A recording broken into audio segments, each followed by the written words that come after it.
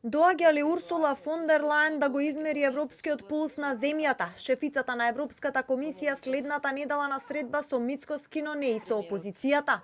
На само 3 дена од локалните избори во Скопје ќе слета претседателката на Европската комисија како дел од турнејата низ регионот. Потврдена станица на фон дер Лајен засега е само Илинденска број 2.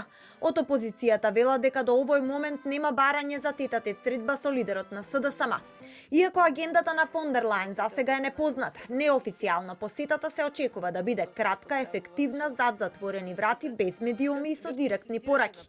Од владата за ТВ24 порачуваат дека на масата меѓу Мицкоски и фон дер Лајен ќе се отворат картите за 3 прашања.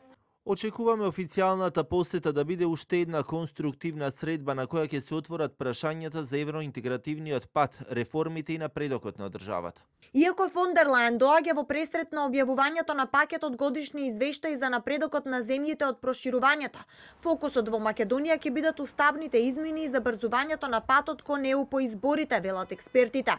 Фокусот ќе биде кои се плановите за понатаму на владата со оглед на најавите кои што беа од премиерот. Владата на неколку наврати најави дека после изборите ќе се посвети на ова прашање и мислам дека веројатно со оглед на тоа дека изборите ќе завршат за 1 месец би било очекувано од многу чинители дека треба да се навратиме многу повеќе на евроинтеграцијскиот процес, како политички, така и на техничко ниво.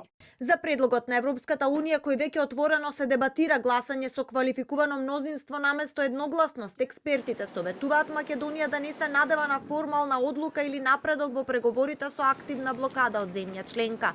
Не мислам дека треба да се надеваме на формална одлука дека ние ќе можеме да се движиме во преговорите или да напредуваме со активно противење на една држава членка.